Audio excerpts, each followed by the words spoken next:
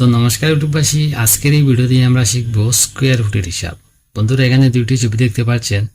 এটি আছে মনে করেন একটি জানালার ছবি, আর এটা আছে মনে করেন একটি দরজার ছবি। তো প্রথমে আমরা দেখব এই জানালাতে কত স্কোয়ার ফুট এরিয়া আছে। যে জানালাটির উচ্চতা আছে 4 ফুট এবং জানালাটির প্রস্থ আছে 5 ফুট 3 ইঞ্চি।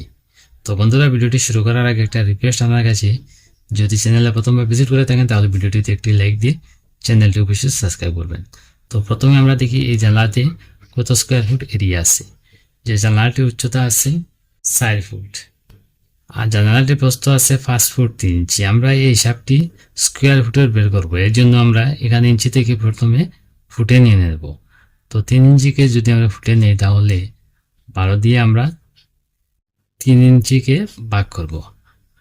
আমরা জানি 12 ইঞ্চি সমান 1 ফুট, এই জন্য আমরা 12 দ্বারা ভাগ করব। 12 দিয়ে যদি আমরা 3কে ভাগ করি, ভাগ করে হবে 0.25 ফুট।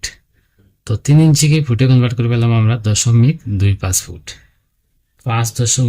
3 ইঞ্চিকে ফুটে কনভার্ট করে পেলাম আমরা 2.25। এবার এই জানালার উচ্চতা এবং প্রস্থ এই দুইটি যদি আমরা গুণ করি তাহলে এই জানালাতে কত স্কোয়ার ফুট এরিয়া আছে তা বেরিয়ে আসবে। তো উচ্চতা এবং প্রস্থ যদি আমরা গুণ করি, গুণ করে হবে 21 স্কোয়ার ফুট। তো এই জানালাতে পেলাম আমরা 21 স্কোয়ার ফুট এরিয়া।